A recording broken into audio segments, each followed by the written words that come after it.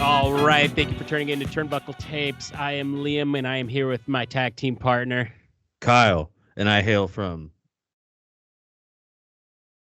Warhammer Universe World. On this episode, we brought back on Big MF Matt Freeman to come on and talk with us for a little bit. Has had a wild update, goes through all of it. He's been going through some health issues, and then a bit of recalibrating in his life, it seems.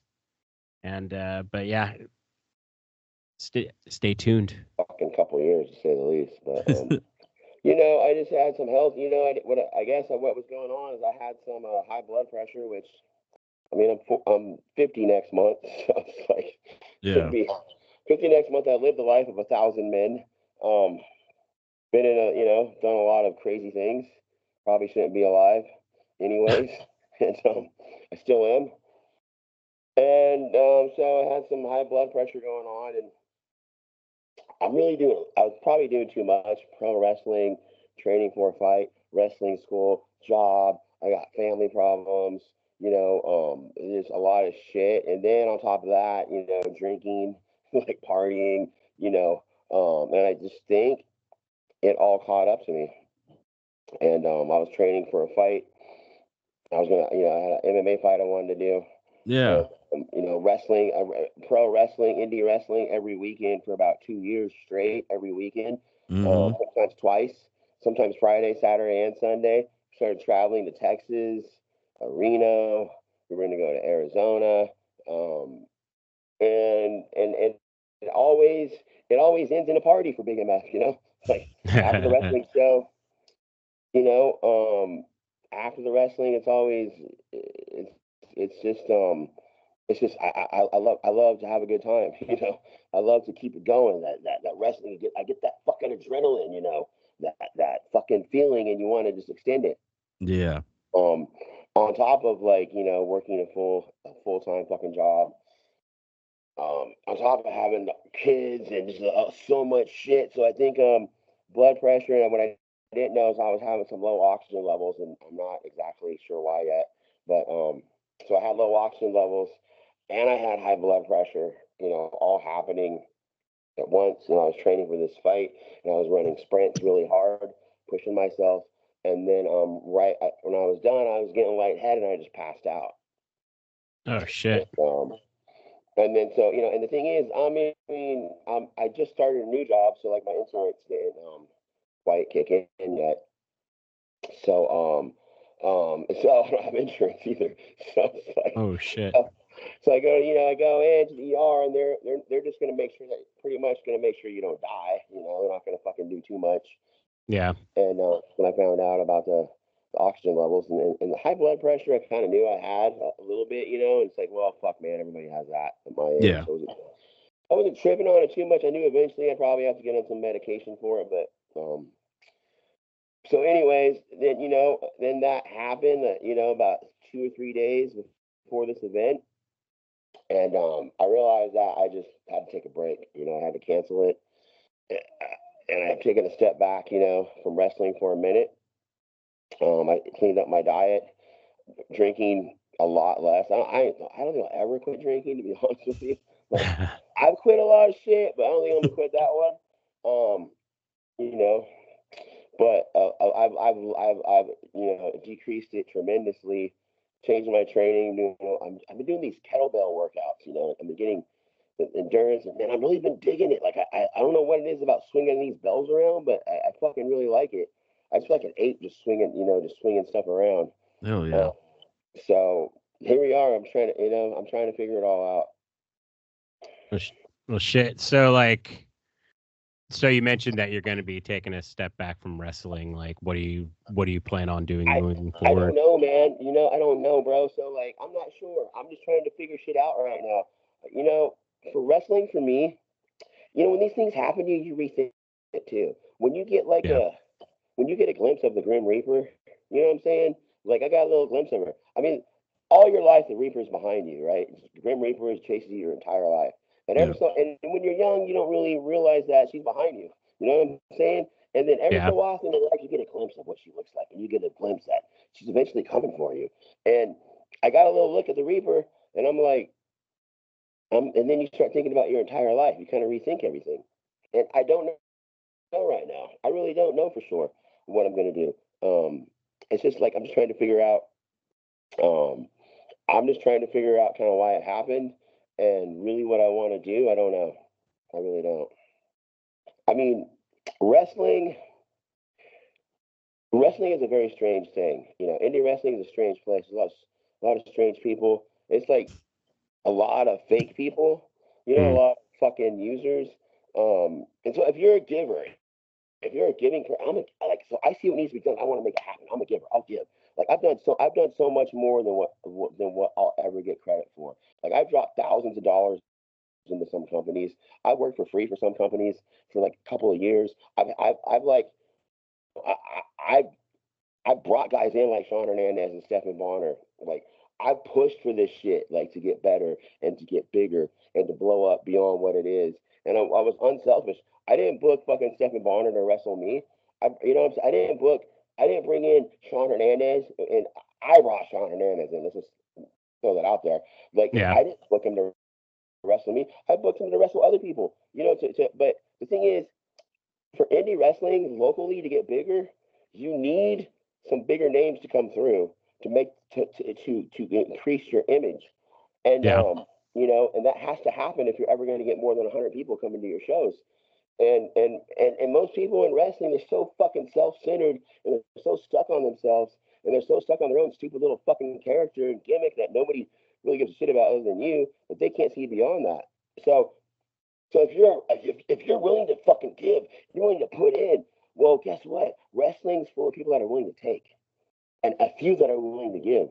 Mm. So, I need to really think about shit. I really do. Like I saw a lot. I saw what I was putting into this thing, and I saw what everyone else was putting in. I saw what I was getting back, and it made me really stop and think.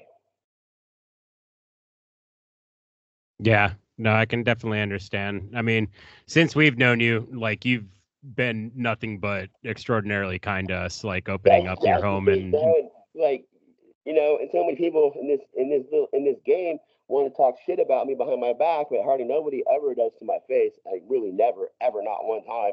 It's all behind the fucking keyboard. But that's the thing, bro.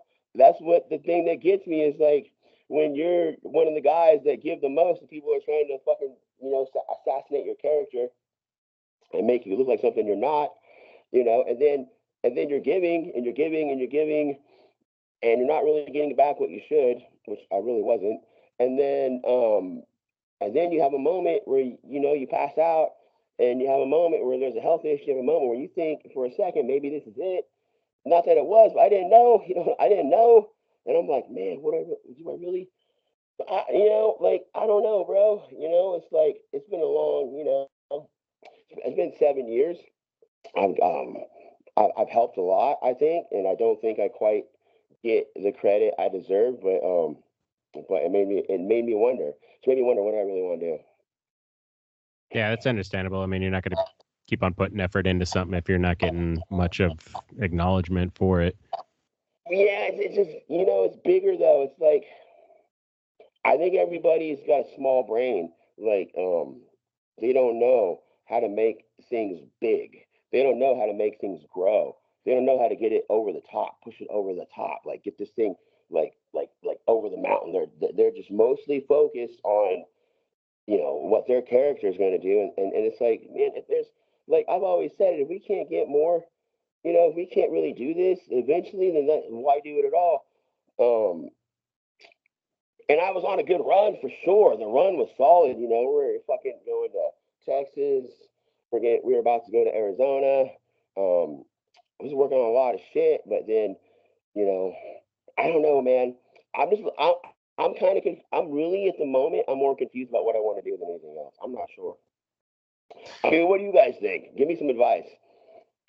Well, we were hoping you'd stick around and maybe do like some managing or something, or Yeah, so I couldn't do that, but man, I'm such a crazy motherfucker. It's so hard for me to just sit back.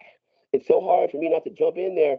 And I realized that my body's kind of wrecked from like, I really am fucked up, to be honest. My back, my knees, like everything is fucked up. Yeah. Um, I'm not doing the shit I used to do, but I do, I do less than what I used to, but at the same time, it's like, I know realistically that, I'm pretty fucking over, and no one ever wants to admit that, but I am. And, on this level, I know there's levels to this shit, there's levels to this game. And like, you start at the bottom, you kind of come up to the higher levels. You come up to the level of indie shit where all these local indie shows, you're main eventing, you're selling T-shirts, people are taking pictures with you. And then there's the next level that's maybe like, like a bigger show. Most people most guys were really all kind of on the same level. Like, especially in Northern California, everybody, they want to like talk like they're so big and like they've done so much. And it's like at the end of the day, man, if you can't buy a house off of wrestling, if you didn't buy a house, if you didn't fucking take a vacation from wrestling, then fuck you. Stop tooting your fucking horn. There's so many people that try to be like, well, my name, like fuck your name, bro. If you really haven't done it, stop fucking bragging. That's how I see it, Yeah. Well, I mean, I would agree that there is like levels to it, and it's there's levels to it. So at this level that you got, all the shows that you go to, you guys are going to these local shows. I feel like I've reached, as high as I don't feel like there's much more higher I could go in it. And at that level, I feel like I'm at the top of that. I mean, you guys are fans. I mean, if I'm wrong, tell me. I think I'm at the top of that level, or I was. No, I think you are. I mean, just from the shows that we've been to. Yeah, I think you guys and you yourself and then the whole like the 209 click, like that's the fucking. It's good, bro. It's like there was some, yeah, it's good. It's great. It's a good gimmick, 209, and I think Michael had a great idea, and CJ is a great character. But I also think that I fucking make it real. You know what I mean? Like I'm the guy that makes this 209 shit legit because no one. That's me. That's how. Look, I grew up in the in the 90s, like in this fucking town, and it was fucking buck ass wild. It's a miracle. It's a miracle. I survived that. To be honest with you, let alone all the other shit. But so yeah, man, I am. I was a training partner of Nick Diaz. Legit. I mean, I've been in his house. I've smoked weed with him. Like fucking. He's come into the dispensary I've worked at a couple times. Oh really? That's good. Recently? I mean, it was a couple months. Like they closed back in April. Like it's been a little bit, but he used to come into the shop. Yeah, that guy's solid when he's high. Like, put on his best performance when he beat when he beat Gomi. Like his THC levels were like just fucking off the charts for his drug test that he flunked. But I mean, I know I'm kind of like seem like I'm rattling a lot, but it's just look, man, I've been putting on training camps for years. Yeah. And I got like solid guys around me, but people don't understand even just the money alone that I've dumped into indie wrestling. And it's like, for what? Like, I get Sean Hernandez. I cut like I was doing things like fucking bringing the fucking ring to Lucha Patron and getting a crew to do that, and then and getting paid for that, and then I was giving half of that money back, to TWF, and the other half I was using it to get Sean Hernandez's plane ticket, and then I was covering half of his payout, and then at the end of the day I get handed $100. So you fucking tell me, is it worth it? You bring in the fucking legend. You bring in the fucking main event. You bring in that guy. You cover his flight. You cover half of his payout, and you draw a big crowd, and then your payout's $100. Tell me, was it worth it? No, I mean I can definitely see the frustration. If I bring in that guy. This is the thing about wrestling, and I'm not knocking everyone in it, because I have had a great run at TWF as well. But the thing about wrestling is this: everybody wants to give you the least, and I'm out here trying to give the most. Yeah, I'm the one out here doing the most. And then, I would then agree. I'm having these health issues. I'm like, what the fuck, you know? It's just like, and now, granted, I volunteered to do all this shit, you know, but I don't see no one else putting in anything extra.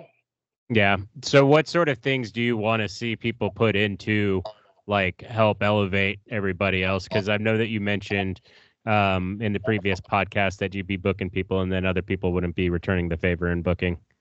I mean, that's just me helping guys. That was a little bit different to where it's like, I be helping guys getting on shows and shit, and I see them guys getting on shows. And part of it's because when I first got into this business, we had some issues. So like, so this is, you know, basically this is kind of like a shoot interview. You guys should have even built this as a shoot interview. Big enough. Fucking way back in the very beginning when I started this shit when I was 42 and I was Mm. fresh. You know, I was training and I was heavily in jujitsu. I was doing this podcast called Inside BJJ in the last round. We were getting we hit well over 1 million downloads. We were talking to people like Mike Tyson, like fucking Jim Ross, like Hickson Gracie, like fucking Freddie Prinze Jr., like fucking Sean Patrick Flannery. Like we were fucking doing big things. So I'm not just some dummy that just jumped over here and didn't know nothing. I know how to make shit big. And so I had two UFC fighters, Phil Baroni and Stephen Bonner. Yeah.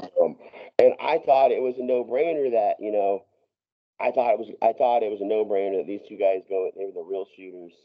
They were called the real shooters, and I thought, you know, that it would be a no-brainer to be a hit. And so one of the things that I figured out later, especially from, you know, talking to Sean Hernandez, is like a lot of these guys in wrestling don't like real fighters. They feel threatened by them because like they feel threatened because they're fake tough guys.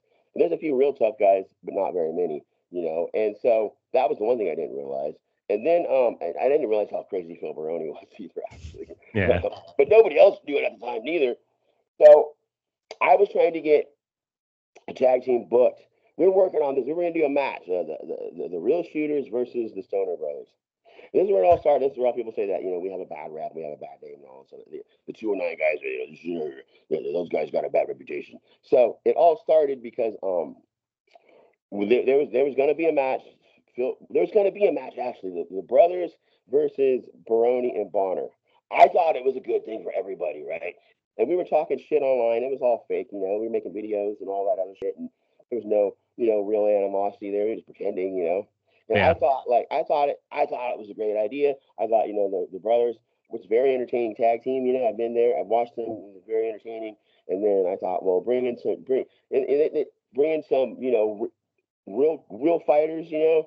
But Baroni was very trained in pro wrestling. He's really forgetful, but he was pretty trained. He was really solid in the ring. He knew how to work. Bonner was not quite as good, but still very talented. So the match, I think, was going to be.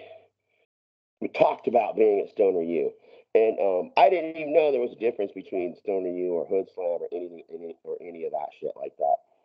So I just thought that, hey, we have a solid thing going on in Northern California with you know, the solid tag team, the brothers, but we also have, you know, Bonner, who's fresh off of the UFC Hall of Fame, and you know, not very far removed from his prime, and they were also fresh off of doing things like the Ariel Helwani show, you know, so they were very much in the media and in the mix. And I thought, well, hey, it's good for everybody because it's going to bring more eyeballs in your direction that people wouldn't have seen.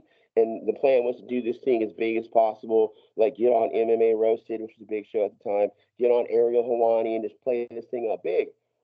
What I didn't realize is they were kind of doing that there was a difference between Stoner U and Hood Slam. Hood Slam was doing its own thing, and they feel like they don't need anything like that, I guess. But I didn't realize that then. I thought it would be kind of welcomed, but it really wasn't. And then they were all talking shit, you know, online. Everyone's talking shit, and it's mostly really fake. And so we go down to a Stoner U, and Phil probably was drunk, maybe acting up a little bit. And then me and Bonner went to the warehouse and kind of hung out, and we kind of hung out. a little bit, and I mean everyone was cool. So me and Bonner leave, and there's no problems. And then Phil was tweeting, and he's always tweeting bullshit, bro. Like I'm always tweeting bullshit, you know. And then somewhere along the line, I went from a work to a shoot, you know. I think where people say is said um Phil Baroni said that he said that the only this is what really made people mad the most, right? This is what where the grudge comes from. Phil Baroni said that you can't get over a hood slam unless you're transgender or a gimp, and so that pissed some people off. And that's what. But I think people were getting mad way before that actually, you know. And then people were coming at me, and I'm just the type of guy that if you come at me, I'm coming right back at you. I don't really Yeah. care, you know, like and a lot of guys too. There's a lot of guys talking tough on Twitter, right? Like I'm not gonna even name their names because I like them at this point. We're friends, but they were like calling Stephen Bonner trash. Not one of you would have called Stephen Bonner trash to it. You wouldn't even call me trash to my face. So it's like, you know, I've always been irritated by people that will that will talk a little bit of shit behind the computer, but you know damn good and well damn good. Ain't nobody. Bonner could really lay out the entire building. That's how bad a motherfucker he was. And then that really blew up.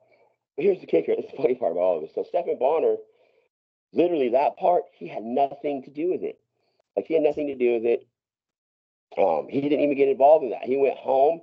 It was Phil and then me. And then when Bonner died, Dark Sheik puts out a tweet and says that Bonner's dead, right? He fucking overdosed. He dies. I speak to Bonner on the phone, and he was dead 2 hours after our conversation. Oh shit. Yeah, it was on my fucking birthday, and then on my fucking birthday. So, which you know, rest in peace, Stephen Bonner. Great, you know, great friend, great guy. You know, he lived by like that martial art code. He was a traveler. He lived for the journey. Like he was a really tremendous person, and he was like Phil was really working everybody. You know, Phil's uncle was Captain Lou Albano, and you know, he's kind of like he could be a real asshole too. He's crazy, obviously, and but like I think he was just kind of working and fucking with everybody, really. And then, but when I felt like I think I said that I said the brothers they're for marijuana. They want all the kids to smoke weed, or they're trying to get kids to smoke. I was like trying to like you know like being a heel or whatever. And I said like they're giving dabs. They're giving children dabs. He made you laugh, right? Right. Yeah. And they were like, "Oh, you can't be saying that." Like that they said something about like that's a legal matter now, right? Like, and this was Twitter. And so the thing was though, on Twitter, like there's a lot of people on Twitter watching. Everybody on Twitter wasn't like pro their way, like how everyone's in like how in their little world everyone's like pro whatever they say. But like on Twitter, it's different. They're like, that's not a very good look. A company called Hood Slam threatening to sue. Like, but right. So anyways, Bonner was a great person. He had a wife and he had a child and so he overdoses. You know, and they found fentanyl in the system. And I'm still very confused to this day about all of it because he really he went through a lot of shit. He went through a lot of injuries. He's had a lot of problems. Last year of his life was rough, but I felt like he was getting his shit back together. He was working. It's very, I find it, they found fentanyl and kratom in his system. To me, I'm like, it doesn't even make sense because usually when you're taking kratom, like you're not taking, it's because you don't want to take drugs, Yeah. right? So That's I've what I've always heard. wondered if there was some sort of fucking foul play there, to be honest with you. But like he got slipped some shit, you know. Yeah. But Yeah. but anyways, but so he fucking overdoses, and the day that the day that it's out that he dies, Dark Sheik puts out a quote from Dark Sheik puts out a quote and it says, "Nobody gets over it, Hood Slam."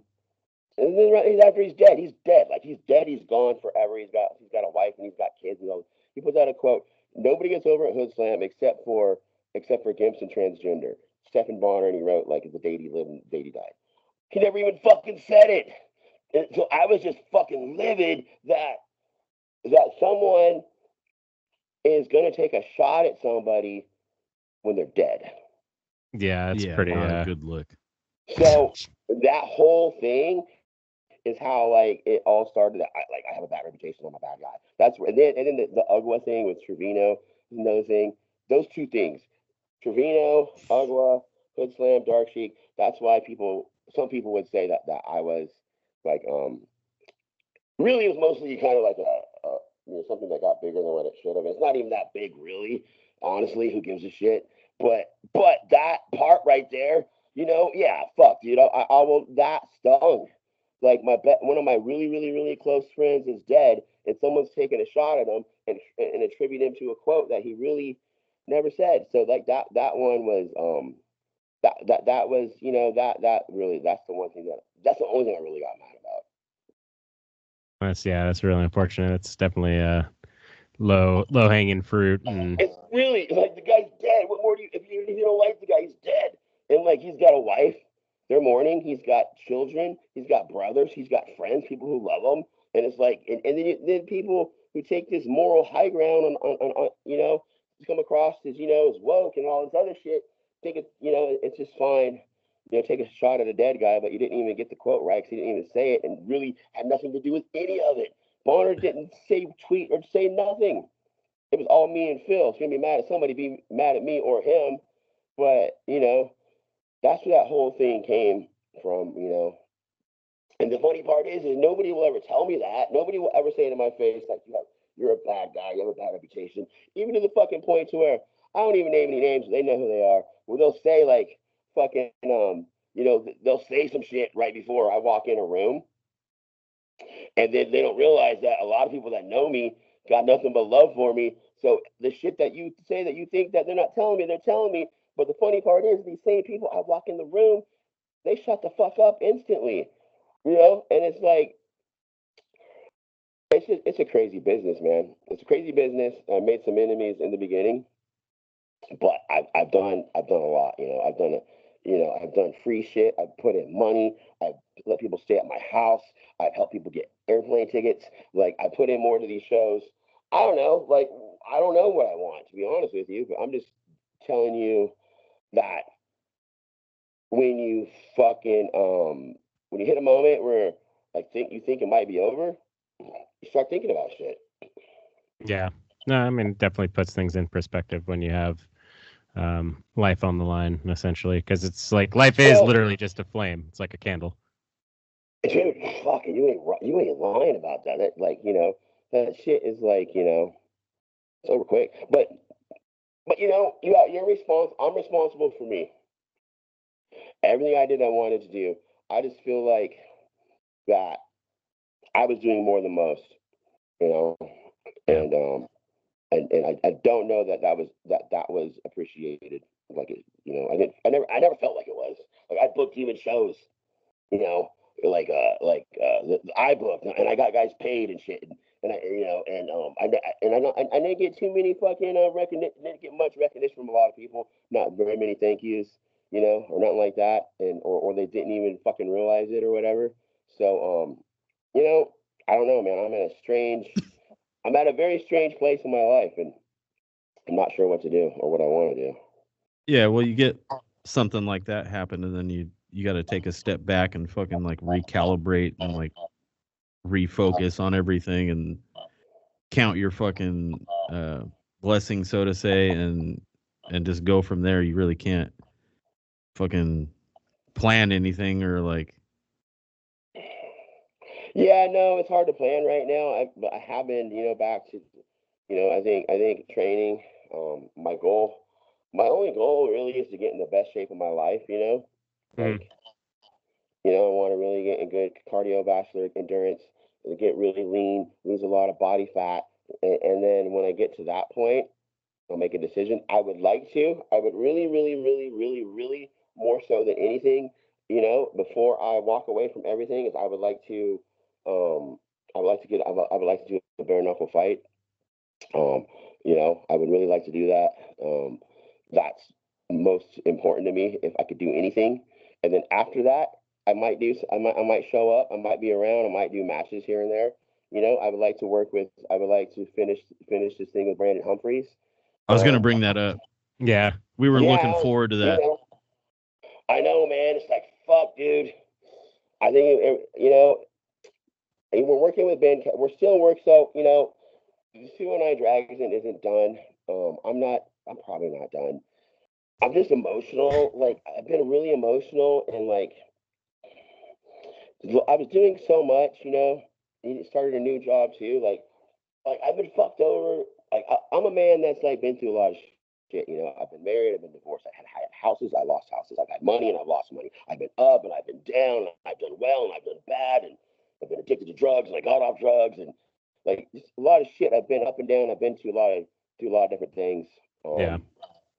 And and it's just like with my job. Like let me I'll tell you guys a story. I was at this. So like me, I'm a dropout, right? I'm a Stockton dropout. I have no education. And I've been hustling. I've been hustling and grinding and fucking doing all I can all my life. You know, like I hustled up enough to get a place that maybe it's kind of trashy on some levels, but we got a place big enough for a fucking a wrestling place. You know, we have parties. Like I've had a lot of people stay. I've helped out so many people. It's ridiculous.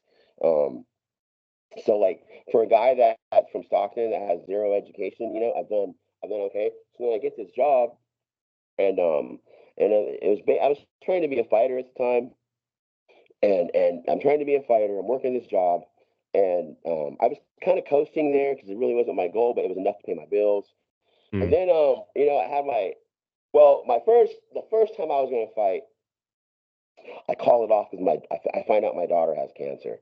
So like she was 2. So like I'm just saying I'm not trying to. I've just been hit with a lot of shit, you know. So I feel like I'm probably one of the strongest people because all the shit that I've been hit with, let alone like other shit that were not. But so like I'm training for this fight, and I took a beating in sparring, a pretty good beating. I'm bleeding. I got beat up pretty good, and I look at my phone and I see like 10 missed calls on there. And then I'm like, what the fuck? So my daughter, she had been sick, but they couldn't quite figure it out. I didn't think it was anything big. She's 2. Like nobody thinks their 2-year-old. Coming to find out, we didn't. And that's another time, the first time in my life too, which is kind of scary. That I just started this new job and I was in between insurance. Like the insurance hadn't kicked in man. yet. I swear to God, it's crazy how life is. So insurance is not quite kicked in.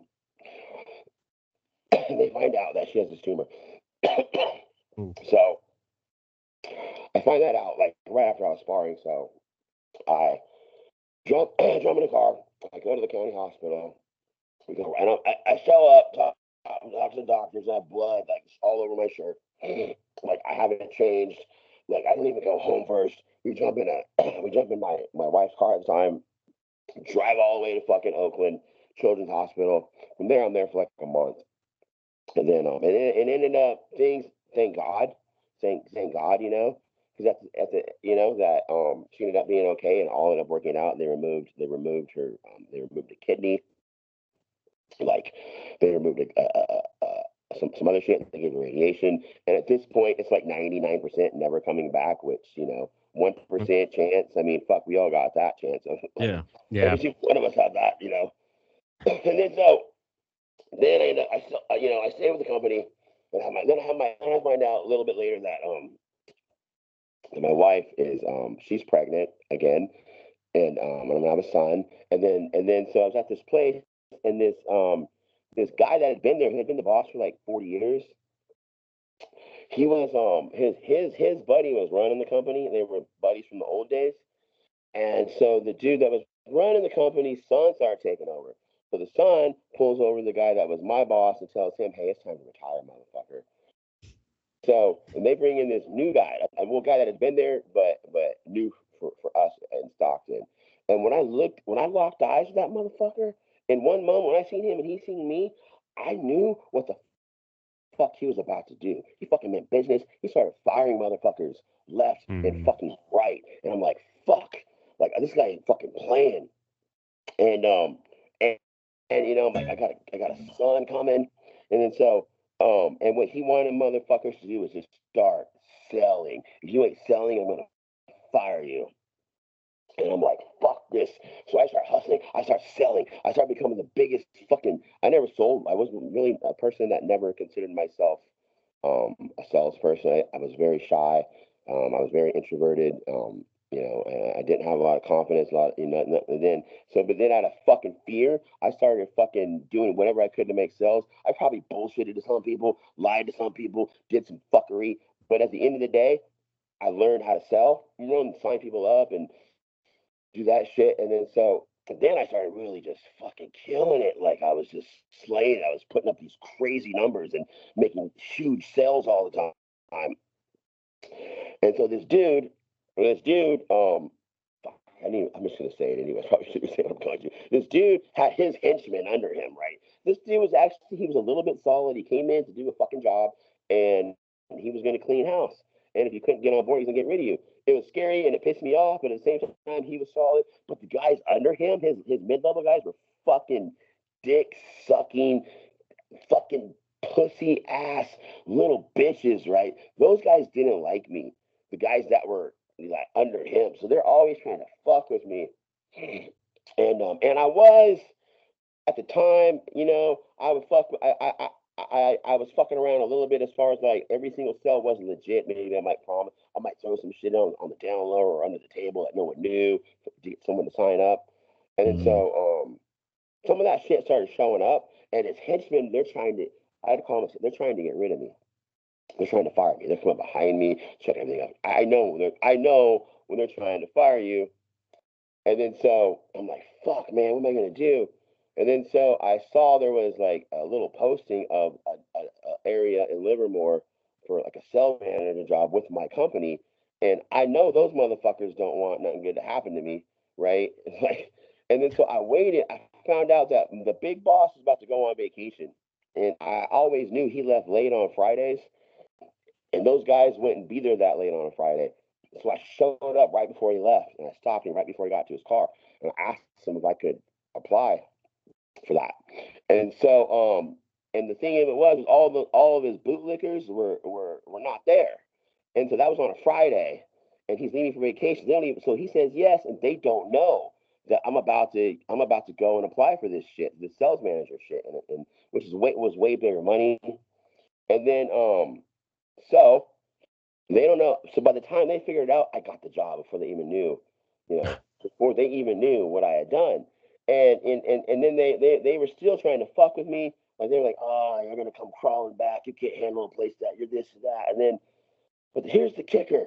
This was in fucking I don't know. This is a while ago. It was a long time ago. This was a time when if you said faggot, it wasn't as bad as it is today. It wasn't considered as bad. So I had a little bitch boss at the time who would hide in his office and like a little spy, and he'd be hella quiet and listen to people. And like I was cocky as fuck making all these sales, talking shit to him because he had like no personality at all whatsoever, and I was always talking shit to him, which probably wasn't very smart, honestly. Really wasn't the thing to do. And then so I needed something, and one dude told me no. And then so I called him a fag, the guy that wouldn't help me. And then the guy, one of the guy that was above him that was hiding in his office, this guy's real fucking religious, real super religious, real super conservative Boy Scout type guy. And then he goes, "Well, it's not because of me, it's because of him." And then I said, "Well, he's the biggest fucking faggot that ever lived." And then he comes out of his office, and I'm like, "Oh, jeez." Comes out of his office, and I'm like, "Oh my God, I'm doomed." He goes, "Can I talk to you in my? Can I have a word with you in my office right now, sir?" And I'm like, "Oh, fuck." He comes off. He goes, "Shut the door." He goes, "Sit down." He goes, "Did you call me a fucking faggot?" He goes, "Did you call me a fucking faggot?" And I'm like, now that I think about it, my mouth and those words kind of flowed through me. Yeah, I think I did do that. And then he goes, I heard it's just like going on and on, and because he's that's to him that's like the N word, to say that to him, because he's religious and he thinks all gay people are going to hell. And I didn't mean it as a disrespect towards gay people. At the time, when you didn't like, and you guys know this, you called someone that was acting like a bitch a fag. You know what I'm saying? Like, that's how it was back then. Things have changed. I don't really call people faggots anymore, unless they're my close friends. Same. Like on. Because it is. Anyways, so now I get this. He tells me you're never. But then later on he finds I get this job. You're never gonna make it. So then I go there, and I don't really have this. I have no education. No education. I don't even know how to fucking really put a computer together. And I get this big position, and I get into my office. I look at my office, and I look at this computer that I got to put together, and I'm having a massive anxiety attack. I've never even sat in an office before. I've never set up an office. And I'm like, what the fuck do I do? And so I literally called my ex-wife, and I'm like, you have to help me. You have to tell me I was going to have to do this, right? Like, she's telling me, walking me through, go find this thing, and then she turn it on. Now you got to set up my emails, and literally that's how uneducated I was. I couldn't work a computer. And so I get this fucking thing together. And somehow, some way, I put together a team that I taught guys how to close. I taught guys how to sell. And we went, I increased that division's closing percentage by like 25%, which is like $1 million. Yeah, add it up. Impressive, sir. I'm doing really good. I'm getting guys, like, I got guys. I know how to talk to people. I wasn't an asshole either. Like, I just knew how to get in people's heads and shit. I knew how to talk to them, and so I even got guys that they would track your closing percentage. Like, everything was tracked. So I got guys that were like at 8 years, 50% closers, closing 70 to 75, 80% of their leads. And I was just figuring out what they're doing. It's just like, there's a balance going on, right? So like on my right hand, that goes down, it's a sell. On my left hand, that goes down, it's a no. People are balancing this shit out. So you got to if they're here to say no, you got to start stacking more shit on the yes to get them to say yes. And sometimes it's a matter of just not walking away after the first no that you get. So anyways, I'm doing pretty good. I'm feeling pretty good. And then my company gets bought out by a huge company. And the first thing they do is they get rid of that position they eliminate that position. One of their first moves. And so then they make me a QA supervisor, which I didn't really want to do. I like teach people how to sell, not being like, why were you at this place for only 20 minutes? And what did you do? Like, why did you start late today? Like, I didn't really like that shit so much. So I was doing that. And then they were a big family-run company. They sold for like 500 million. So they were a big family-run company, but now they're a big corporation. And the people left behind, the executives on our squad that were having to report to the new executives, they were coming up short because they want to make their fucking money back. And so they're coming up. First, they bought another company and it was just shit, dude. It went to shit. There wasn't enough people to handle it. There wasn't enough people to like fucking to handle the new load. It was right after COVID. They were short on employees, and then the customers they bought like were opposite of what we were doing. So like it was just a nightmare. Everyone was canceling, and the people that get blamed are your mid-level managers like me. So then that was a disaster. And now they're coming up with their last quarter report of the year, and they're not going to hit their numbers. So they decide that in the entire company, they're going to eliminate one QA supervisor in the company. Every branch is going to lose a QA supervisor, which I wasn't one of the guys that got whacked. But now I inherit like more guys to manage. And they go, and you're going to run. And so, you're not out running work. And you're managing people, and they were giving you like the grunt work to do, like a certain amount of grunt work and management at the same time, and more guys to manage. And they said you better not work any fucking overtime. So I'm like, fuck, how the fuck am I gonna do this? Like, how the fuck am I gonna do this? So that became pretty stressful. And then one of the guys that was on my team that ended up going up really high hits me up. He's like, hey, this new sales position you'll like. I know you're unhappy, you're struggling, and you're not enjoying what you're doing. and you can come back to Stockton, and you'll do well. And then I hit up, I searched it out, and I'm like, man, I don't want to come back and switch, even though this job isn't my favorite, but I don't hate it. I got a good team. They all love me.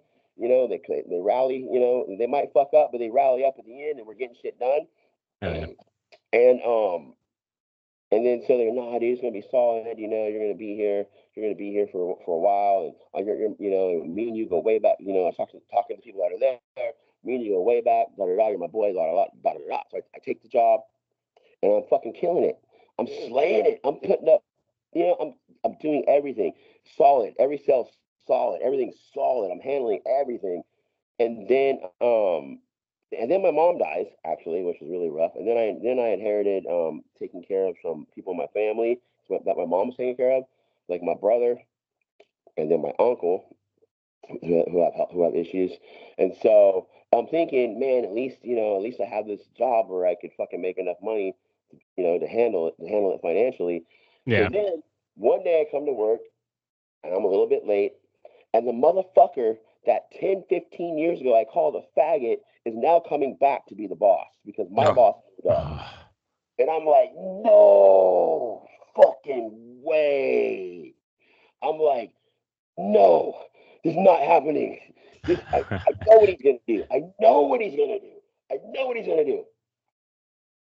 And then so I'm out with COVID, and he calls me, and doesn't ask me like how I'm doing.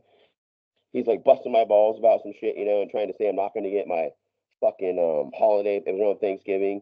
You're not going to get your holiday pay because you called out before, before the Thanksgiving. Like, bro, I got fucking COVID. Like, what the fuck am I getting my holiday pay? And then can't even come in. And then so they fuck, then when I come back, pull me aside and they go, because I'm eliminating your position. And I'm like, fuck, I knew this was gonna happen. I'm like, and then they're pretty much going to put me back in the pit, and do the grunt work. Oh. First of all, I haven't done that grunt work, like that level I have to do in like 10 years, and I don't even know if I got it in me to fucking do it. You know what I'm saying? Yeah. I don't even know if I still have it in me to do this fucking shit. I already did this. I already killed myself to get out of it. And I'm back into it. And this motherfucker is a micromanager, and he's going to be watching my every fucking second of my fucking day, and there's no way I'm going to fly straight. So I kick a big fit. I go to corporate, and there's people that kind of step up and they kind of fight for me. And then so they recreated my position, but it was not anything I was going to succeed in. So I'm not making any money. And but I'm still thinking, but then, and they're trying to get rid of me. Like, when the place is trying to get rid of you. Like, and they have this thing called a Zuga driving. So they have this device in your truck that monitors how many times you hit a hard brake. How many times you suddenly accelerated. So if you hit 2 hard brakes, now you have a low driving score. And that brake does not take much. Like, traffic comes to a sudden stop, you hit your brake, boom. Yeah, especially people cutting you off. I used to have one of those on my my old work truck at one of the places I used to work, and it might have been, I don't know if it was the same exact brand, but we basically speed limits.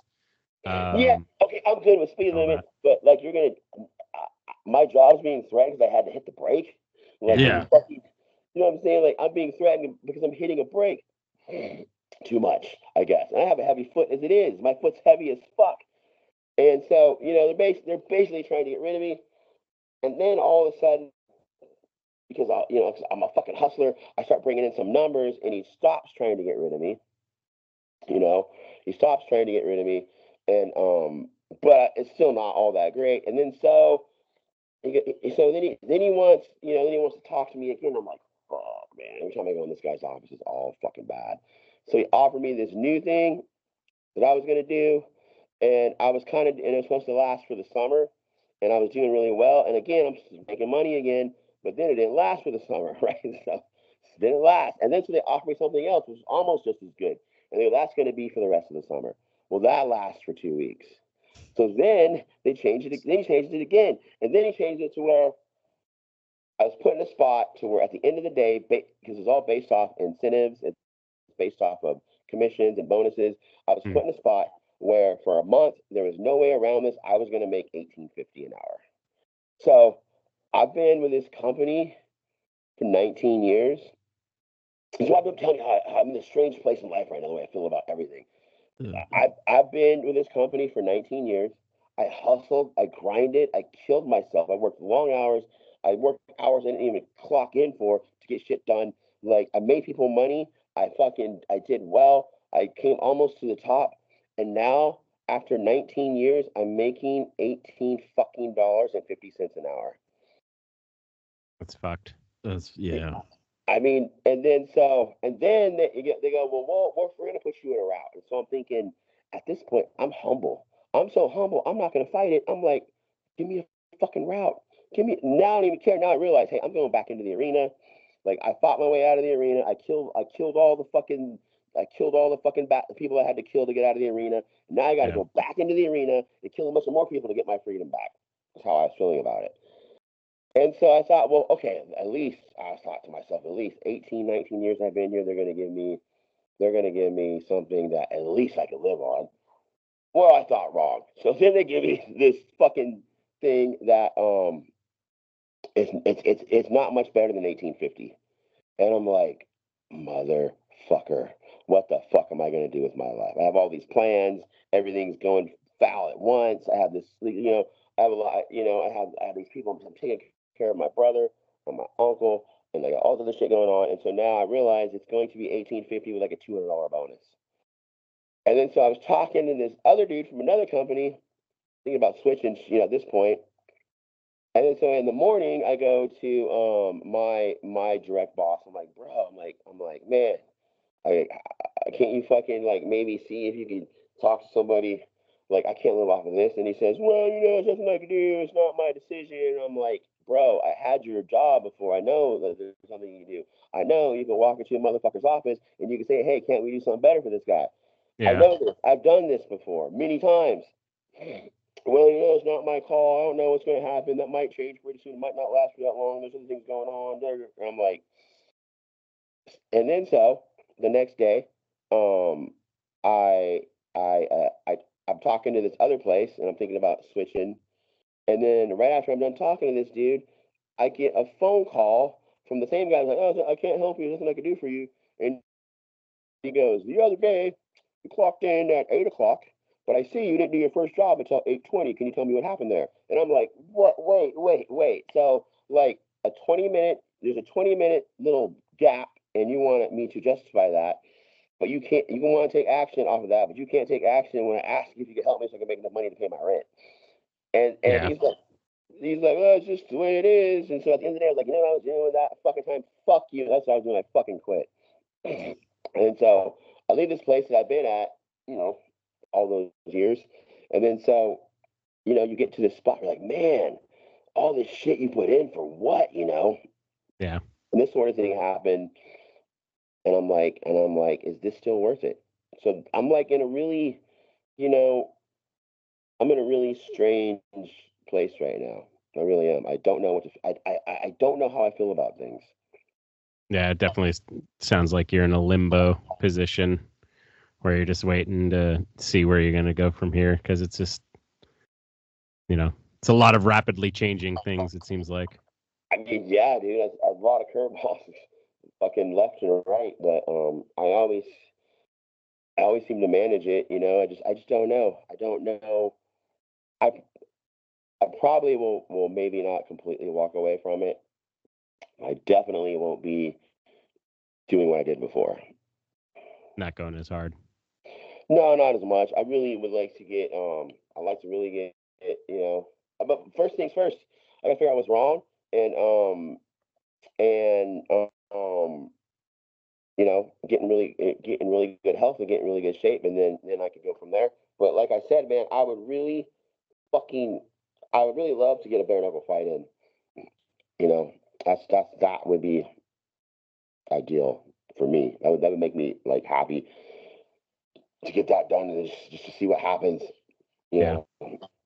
What happens when I get in there? Do I die? It's like, do I fucking bitch out? Do I gas? Can I do it? Can I pull it off? Yeah. And you see shit like you see people that are older, you know, like Mike Tyson doing this shit. I know I'm not Mike Tyson, but you know, he said something really interesting recently when he's like, you know, like people tell you how old you are. He's like, but like that's just like some fucking king like invented calendars, you know, and they invented this thing called time, so they could tell you how old you are. He goes, you're really. He's like, how old are you really? He goes, that's just something they tell you. He goes, I'm not old. They just tell me I'm old. And he goes, and he was like saying like when I don't know if you guys saw that, but when man believes he has limitations, you know, then he has limitations. He's like, do you think when he said, do you think I feel 57 when I'm in the ring sparring with motherfuckers who are 25 and 30 and they're fucking hitting me and I'm fucking hitting them? Do you think I feel 57 then? Yeah. Fuck no. Right. And then so like I'm not Mike Tyson, but I did do like an amateur smoker down underground boxing match where I was sparring with guys who were fucking 20s, you know, 20s, young, tough motherfuckers, and I was doing okay. You know, Yeah. I was doing. They could not do what they wanted to do. I was presenting. You know, I was presenting a force. I was presenting them trouble that they just couldn't do what they wanted. And so I would like. I was gonna fight too. I don't know. I think it's probably a little risky to fight in January, but although I would love to be honest with you, like, Is that the one you and Michael were training we for? were all gonna do it. I just Yeah. you know, everything just kind of fell apart, you know. And honestly, bro, I mean, I think on a legit, I probably had like a little fucking miniature semi-nervous breakdown when all this shit happened. I got this show. You know, I got all this shit coming up. Uh, I'm working with Ben Chaos. He's doing these festivals, and I'm thinking we can really work this out to where we do something bigger. You know, a really huge music festival. Ben Yeah. Chaos is growing, and so, you know, and so then it all goes to shit, and I'm like, I probably shouldn't do this. I was almost going to do it anyways after I passed out. After they said you had high blood pressure. After they said you have low oxygen levels, and after I've been kind of knowing it, well, I didn't know it, but some people would tell me like, you know, you look like you're about to pass out when I'm training. Like your lips Mm. are turning purple. A couple times when I was in the ring, you know, a couple times in the ring, I got real like confused and didn't really know what was happening. You know, like a few times, and now I kind of realize why. Yeah. So, and they could have been little. They call it. What they called it was potential mini stroke. It was you know, it's on something like that, like not a real stroke, and maybe not even a mini stroke, but potentially could have been, is what is what I'm being told. So Jeez. yeah, I know. I feel okay, bro. I feel fine, really, you know. But like, it just happened when I was pushing myself to the higher limits. Since then, I've been like checking into like, you know, what happens, why, like what's good for low oxygen levels and shit like that. Yeah. And the last time I checked, you know, they were a lot higher. You know, they're not. My oxygen level somehow dipped to a dangerously low level, to where if it was any lower, it was like an 86, I think. So if Oh it's any shit. lower than that, they give you a fucking little, you know, a breathing device. Yeah. You know. Yeah. CPAP, I think. Yeah, exactly. So like that, I was like 1 point away from needing something like that and didn't even fucking know it. I've never even had trouble breathing, but training was hard. Like when I trained for that fight, it was hard. It was really, really, really, really hard. I remember thinking to myself, it's never been so hard for me to train before. Like the rounds are so hard to get through. I'm taking everything I fucking have into these rounds. I just was pushing it, not knowing that I probably was having low oxygen levels. And I did that fight and I went the distance with low oxygen levels. You know what I'm saying? And people thought I won. And some people, you know, I lost the decision. It was close. And now looking back, they gave me a 10 count in the third round, which I was like, why you give me a 10 count? I'm all right. But I think because of these low oxygen levels, like they were looking at my face and looking at how hard I was breathing, that they gave me a fucking standing 10, no, a standing 8 count, I should say, which I didn't really need. I was on my way to winning that fight, anybody that was there. But you know, so it's like, you know, I was like, fuck, man, what can I, like, if at 49, you know, I could fight a guy in his 20s and, you know, and barely lose a decision, and I had low oxygen levels, like, you know, what if I fucking corrected these problems? Yeah. Then what would I be able to do? Well, I fought with low oxygen levels and health issues and didn't know it. So, you know, I would really, I just, there's just something in me that's just, I can't explain it. Like wrestling was a challenge because of that thing that happened when they were like, "Oh, you're a nobody. You're never gonna get in this business. You're nothing." I was like, "Fuck you. I'll show you." Like, there's something in me like it's a fight. Like fighting, you can't fight when you're 50. Fuck you. I'll fucking show you. Like there's something so defiant inside my soul that I need to defy. I need to be a rebel. I need to defy what people say you can or can't do. I don't know why I'm like this way, but I fucking am. And like being able to do something I was told that I can't do, it makes me feel like I'm doing drugs. It makes me feel fucking high. Yeah. Hell yeah. Well, I mean, you definitely are a fighter. I mean, that's you got a warrior spirit, so it only makes sense that you kind of fit the mold of that. You got that dog in you. You got that dog in him. It's like I just want to see if I can do it. I want to see if I could take it. I want to see if I could, it's scary as fuck, Like honestly, it's scary. Sparring is scary as fuck. So like when I know I'm gonna spar all day long, I'm like, oh fuck. Not, I gotta and then I think you learn how to block it all out and just go do it. But Gotta say, fuck the fear. Fuck the doubt. what are you guys doing these days? You guys obviously still going to shows, like what shows are you guys liking? What companies are you guys digging? Honestly, we've only had I've only really had time for the TWF shows. Yeah. Yeah, no, the Fall Mall was really good. The match that you had with Paris was bro. fucking dude. I was like, these fuckers are shooting at each other. God damn. You hit me pretty hard. Yeah, we seen you fucking cut open. I don't know how. I think he scratched me somehow. First, I thought it was I thought maybe I had like an acne, but then like it was like I think a little scratch. But yeah, no, we were swinging. It was a lot of fun. With that one smack, my head rang a little bit. Like I heard the ringing going on, and then when I shot for that takedown, I fucking shot it hard. I was kind of pissed. You know what I'm saying? I was like, motherfucker, and bam. And then I'm like, I'm supposed to do some other shit, but instead of this, I punched him a couple times in the body. You know what I'm saying? Yeah. That was like yeah, that was rough, man. That was stiff. That was stiff as fuck. Definitely looked like it. Yeah, that whole show was solid. We've been honestly, TWF is like it for us. Like it's good. just It's good, bro. Like they're great. Like Paris is a fucking American stud. Like they got some guys. Zeke is a fucking stud. Like there's a lot, and some of the other guys too, are hard workers. I'm just saying, athletically, those two guys have everything it takes to go as far as you could go if they choose to put all they have into it. No, I would agree. Just a little bit that I've seen of Zeke during his training, like that dude's a fucking monster. Like, I mean, I think he just started too, and it's just like, fuck, man, you're performing like that, like right out the gate. It's like you're only going up from there. He's one of the Samoans. He's related, to everybody. He's related to Journey Fatu and Jacob Fatu, and the first bump he took was fucking 100% solid. The best bump I'd ever seen anyone take for their first bump. 300-pound guy taking a fucking flying through the air, fast as fuck, bumping perfect. Yeah, we watched him at training when we were filming for you, and I was highly impressed with him. He's just a beast. Yeah, dude, like solid. Yeah, for being that big too. Yeah, he can go.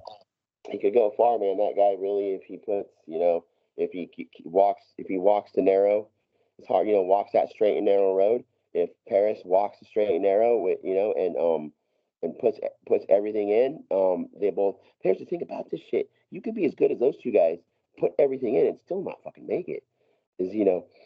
I have this idea in my head about how to do this shit, and it would take.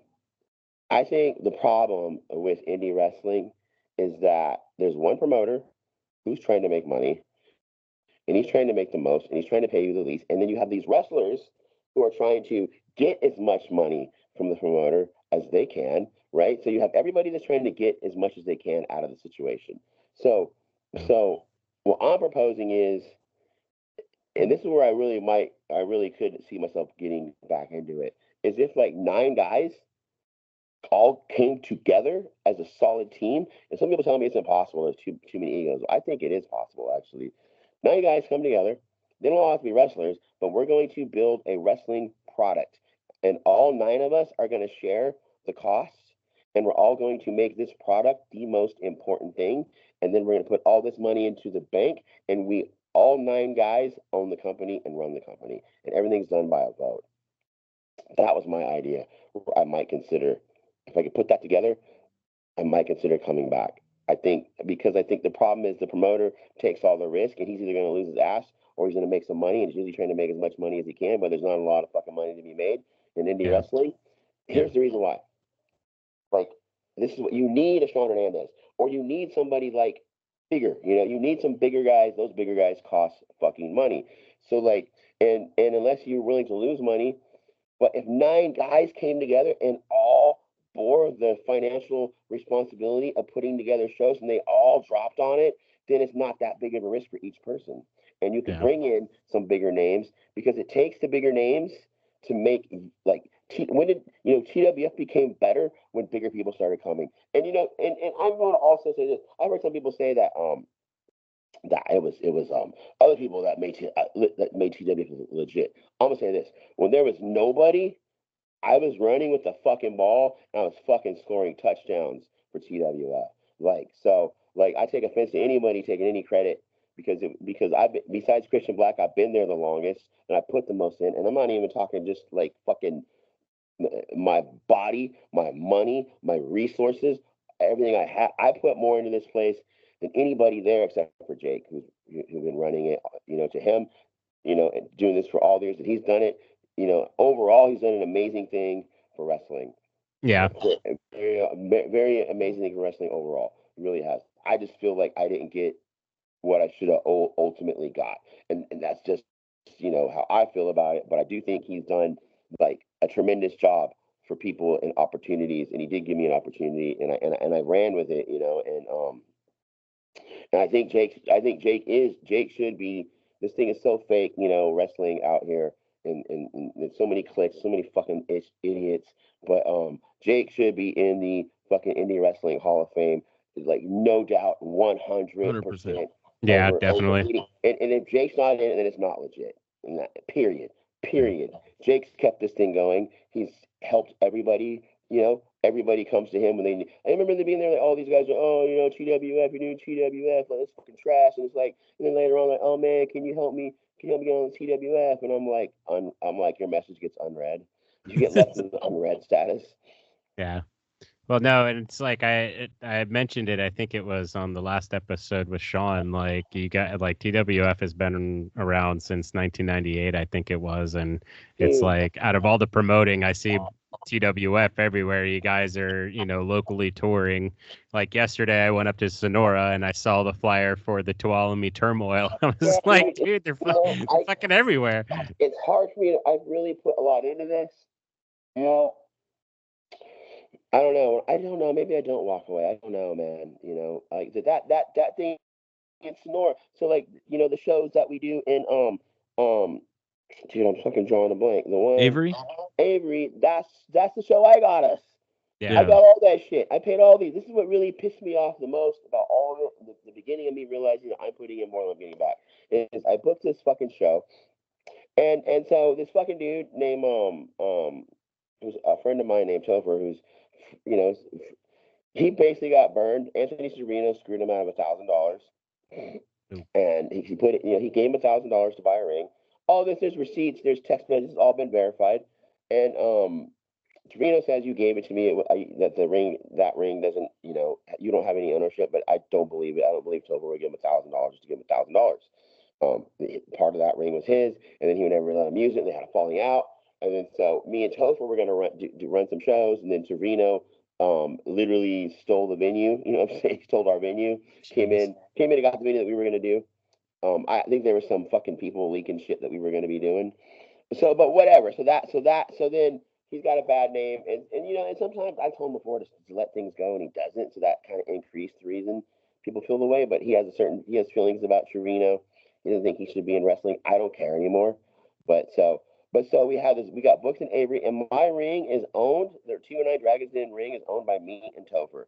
And so we do this show in Avery, and I booked Topher to be a manager for in that show. And then this motherfucker Trevino starts going around posting publicly, that we shouldn't be doing this and Topher shouldn't be booked, and he says that that I'm not a good guy. He says that to Jake. He goes, I'm not a good guy. And so one time Topher came to his house and he knocked on his door, and so Trevino said, if you want your fucking money, come get it, bitch.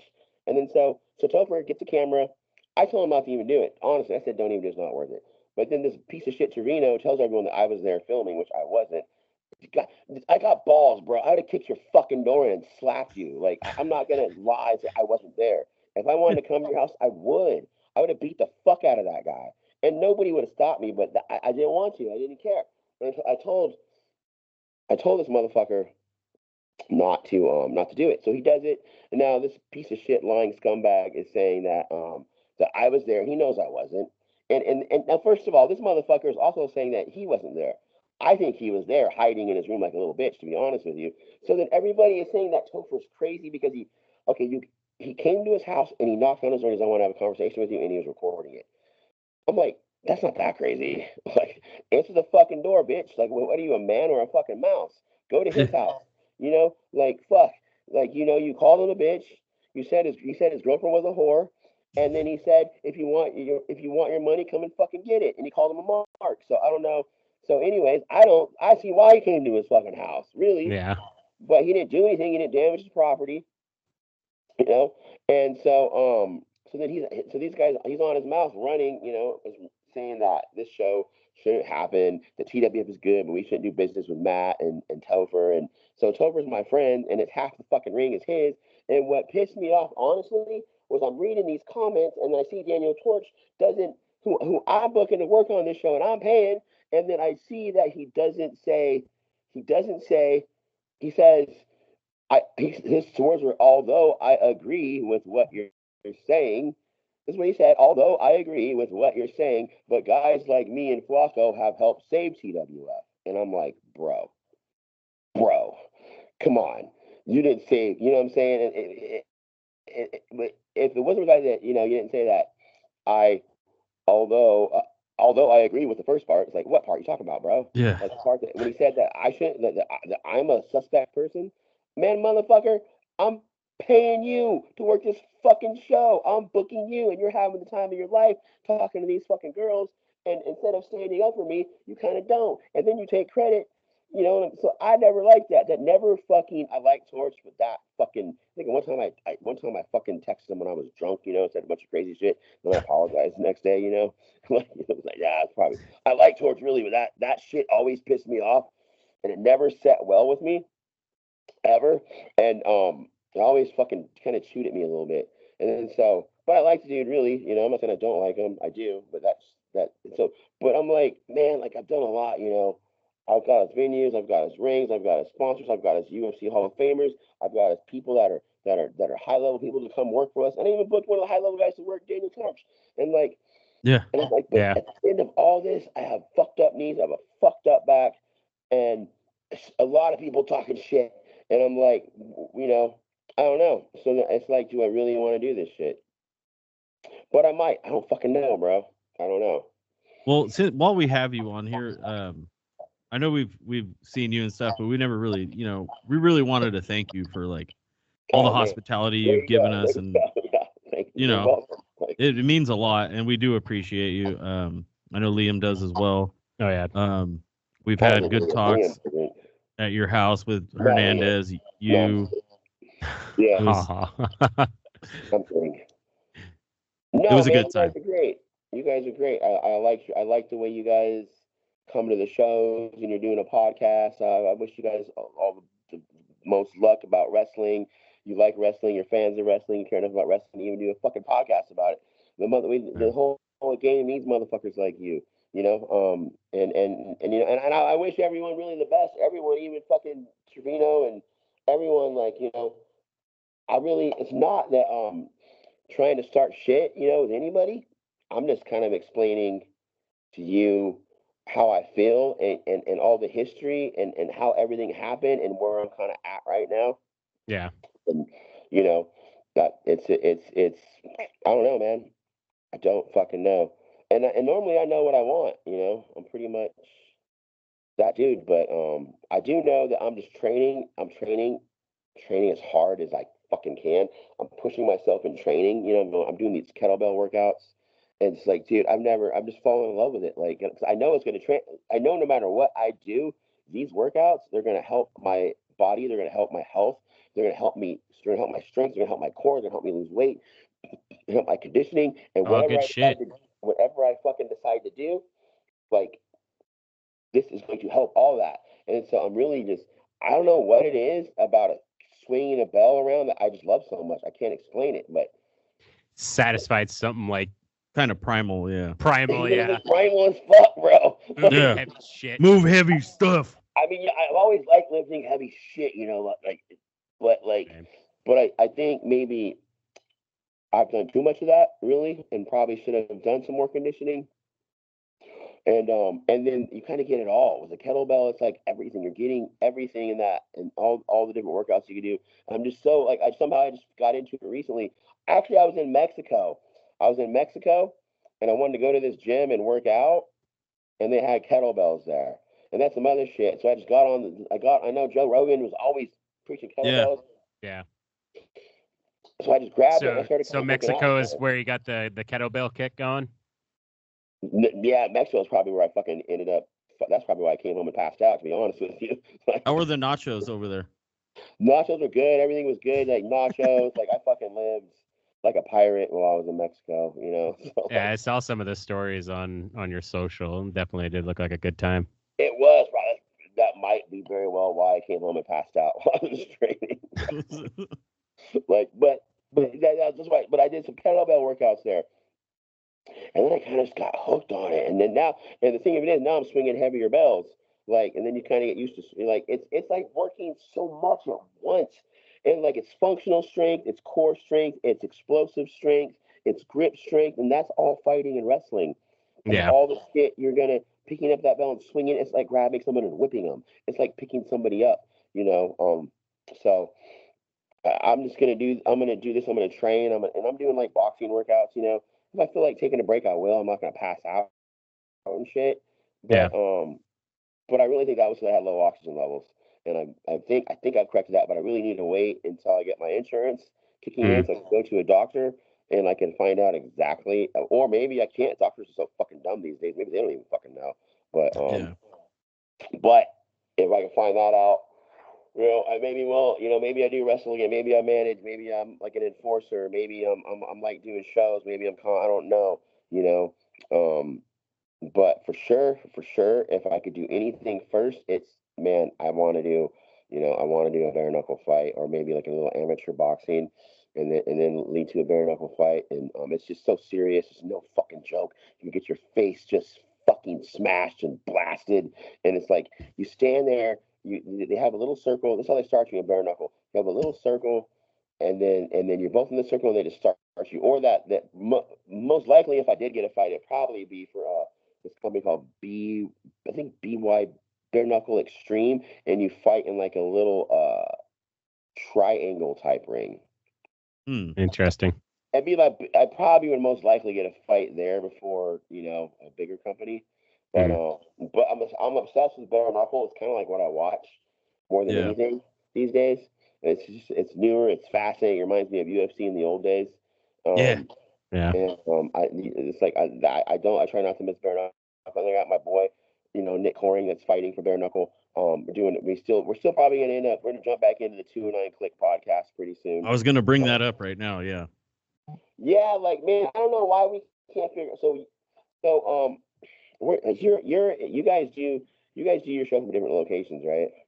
No, we're in the same house. Oh, where you guys at? In Waterford. Where the fuck is Waterford? It's right like past right Oakdale. Yeah, right by Modesto. I was right by Modesto. By Empire. Yeah, in between. Yeah, somehow we need to form something. I think that some sort of fucking some sort of logo that we all fit under, where we start like, you remember like the Death Squad and Joe Rogan, how they did that shit, like. But Yeah, I was speaking of that. I was talking to Liam.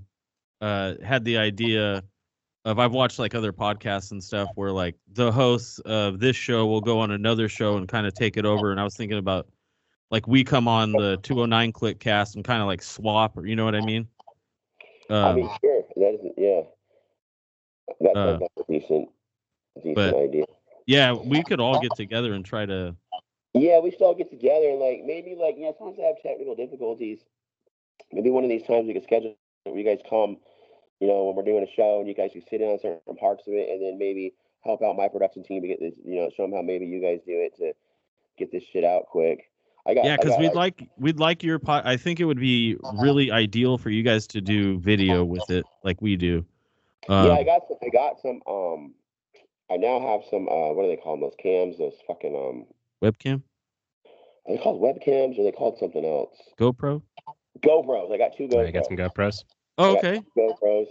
But my guy that's producing seems to have trouble with it. I don't know. Like, but maybe you guys could come on one of these shows that we're doing, and we could maybe talk to you a little bit, too, and then maybe you could just like maybe give him like maybe just show him what you do, how you get your shit. Your shit comes out right away, doesn't it? I mean, it usually takes a days. day. Yeah. About a day. And you guys release your shit on where do you guys release your stuff on? Spotify, Apple, or what is it? We're on Amazon. I just put it on iTunes. There you go. So or YouTube Apple Podcasts. Yeah, YouTube. YouTube, we get a lot more engagement on there. That's why I was saying for the video for you guys. Yeah. Well, Spotify does video now too. Well, yeah. Video as well, but yeah, we should do all of it really. You know what I hate about YouTube is like if you don't. So this is the problem with YouTube. If you don't get a lot of views, you look like a fucking joke. If you get a lot of views, it's cool. But like you got this cool show, but you have like 20 views, you look like a fucking illegitimate podcast. Yeah. Think about Spotify. Well, I guess we're an illegitimate podcast. Hey man, you gotta walk. You gotta crawl before you can walk. You gotta walk before you can run. That's right. That's true. We got. I think Michael's was like legit the highest viewership or whatever. Yeah, it was like 260 something. Oh, really? I think you guys, that's good, Michael. What you guys should do is you guys should call this a shoot interview, and you talk about like what happened to me, and I think it might be a little bit hotter than you got to spice this shit up, bro. Yeah. Right. Make it a shoot like in closing, like you could ask me like 3 or 4 questions about anyone or about anything, and I will give you my shoot straight up opinion about it. Anything, anyone, any subject, 3 questions, whoever, whatever, just go. Brandon Humphreys. Oh, that's tough. Okay, so Brandon Humphreys is extremely talented. We got into it. We've had some heat in the past, and I would like to get in the ring with him.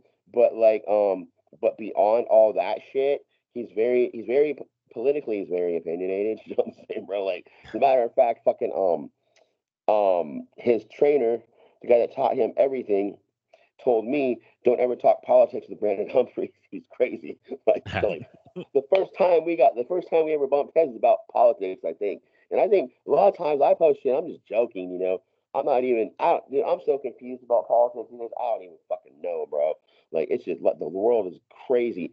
So we butted heads, and we were gonna fight, for Ugwa MMA, and it just all the shit fell through. And I talked shit about him, and he talked shit about me, and I probably said some shit I probably shouldn't have said too. And then that's all like kind of passed. I would like to get into the ring with him, but beyond that, I think very very extremely very talented, very athletic, solid mind for wrestling, solid technique, solid ability. Like he really, if he ever got himself really focused, and got on some good shit. You know what I say about good shit? Some good shit. Mm-hmm. He could do the real thing. Hell yeah. What was the other one? It was about Humphreys. That was gonna be the one that was canceled, right? That was the show that. Dude, I mean, yes, man, that was the thing, bro. It was like, I just realized that it was like I my family's like, don't do it, and I was gonna do it anyways, and I'm like, a lot of things. Hey, what if I passed out or in the middle of something? Like, Yeah. Yeah. what if, I dump him on his head, or fuck, what if I die? So like, Yeah. I knew I was just gonna be too. I just couldn't deal with it. I couldn't deal with life. I became so overwhelmed with everything when that happened, and I didn't. On top of that, I don't have any fucking insurance. I Yeah. just canceled it. But yeah, that was gonna be that. Well, we You know think what, you man? made the I right really decision. think I did too. But Definitely. I think if anything, I should come back.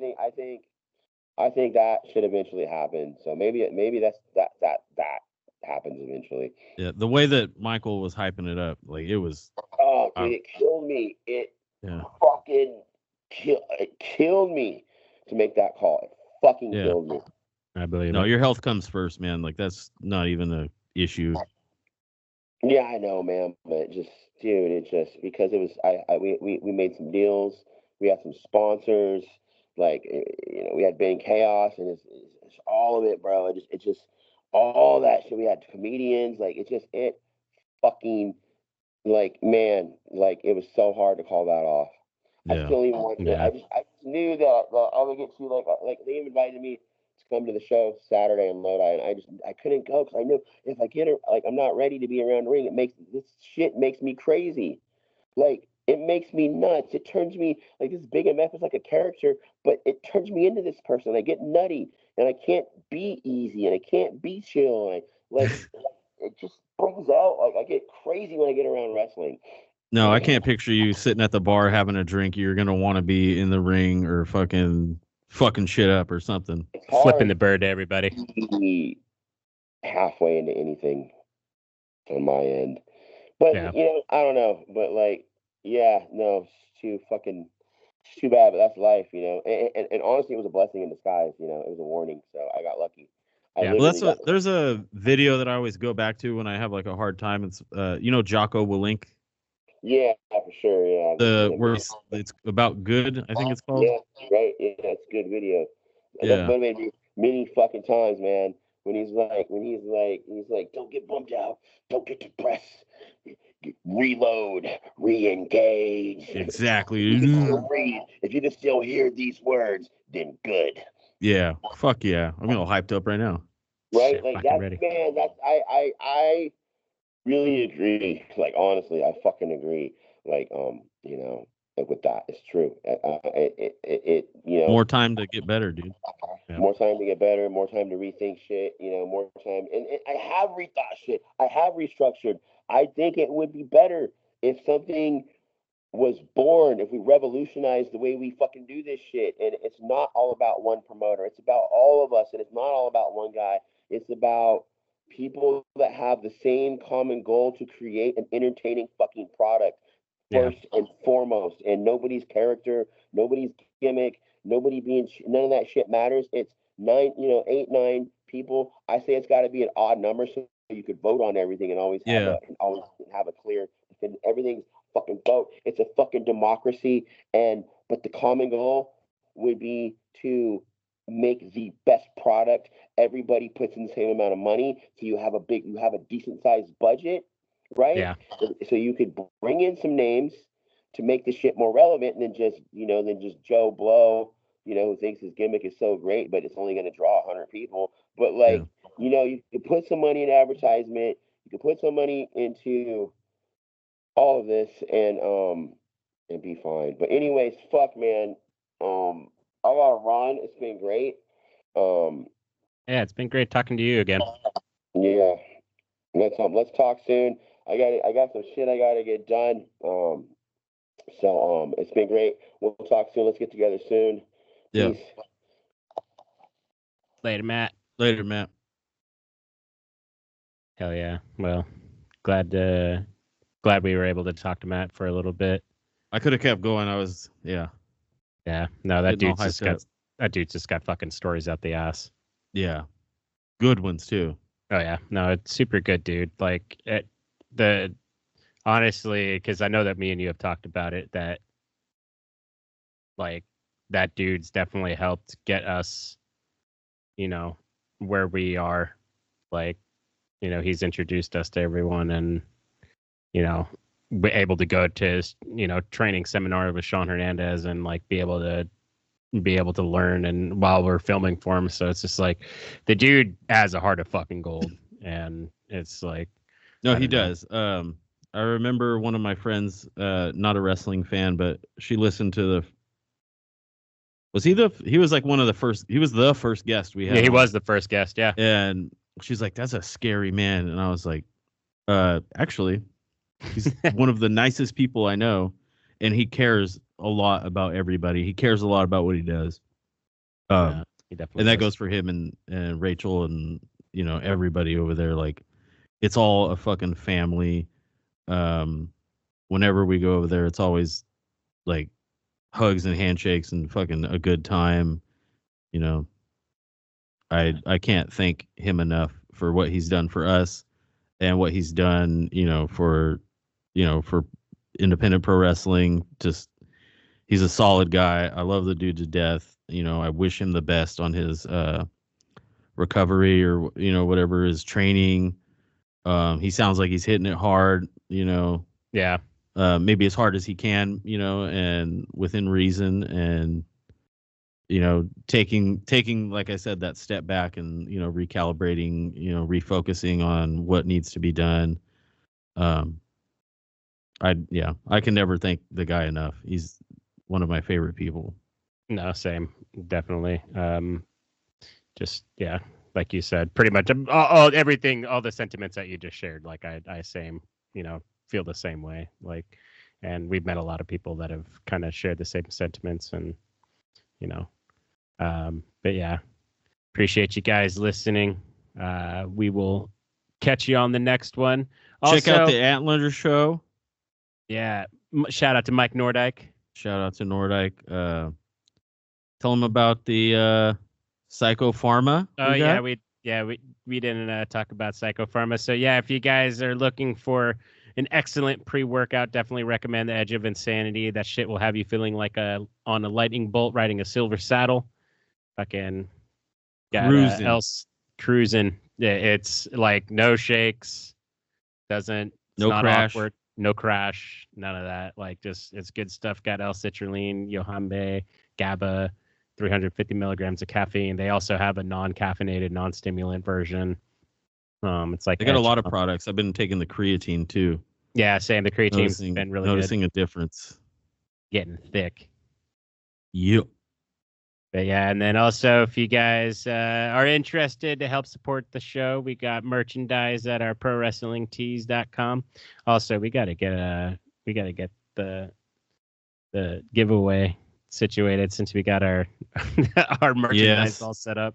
Also, for Psychopharma, use promo code my good friend Camacho 42069.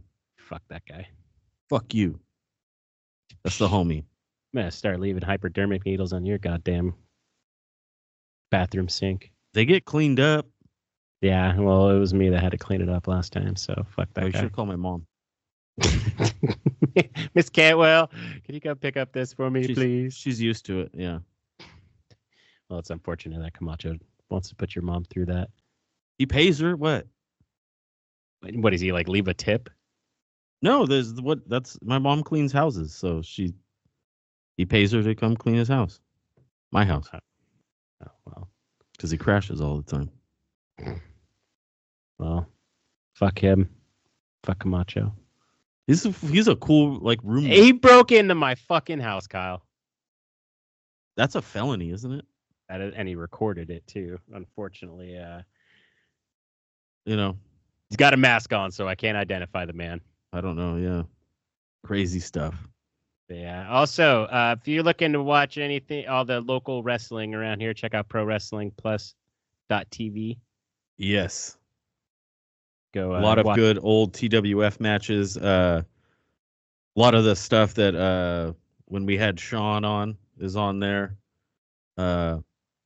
Good stuff. There's also like just old TWF stuff on old TWF stuff on YouTube. So you could search that out as well if you want to deep dive into the history of TWF and where it came from and what it is now. And what it is now is really great. Jake's doing an awesome job. There's so much fucking talent there. We've been able over the past couple of years to watch the evolution. I was gonna say like well, you said that we've been watching the past couple of years. Am I wrong? Or? I don't even know how long. I think it's been like 2 years. We've been doing the podcast for like. Yeah, but that first show was like 2 years ago that we went to. I don't remember. Well, you should. You're a terrible rememberer. I do have a pretty shitty memory at times. I do too, but I remember that at least. You know what I mean? So. Also, go fuck yourself. You can fuck yourself. Also, fun fact: I looked on the ProWrestlingPlus.tv website, and the first show I went to is actually a Winter Warfare as well. So that's on there. So that's a cool little thing. But anyway, what I was trying to say is being able to watch the talent grow and the product grow, and it's been really fucking cool to watch. Like I said, Jake's doing an amazing job. Like I said, all the talent is doing an amazing job. All the local talent, not just TWF, but like just this wrestling scene here, is really cool to watch and be a part of, and feels like such a family atmosphere. I mean, there are egos, there are some fucking assholes, but whatever. Whatevs. You pay them no mind. I don't. That's right. But yeah, if you made it this far, we really appreciate you guys. We love you guys. Make sure to like, share, subscribe, comment. What'd you think of the episode? If it thought it was shit, let us know it was shit. We'd like to hear your feedback. We'd like to upgrade the show as best as we can. And we appreciate you guys. Love you guys. And we'll catch you on the next one.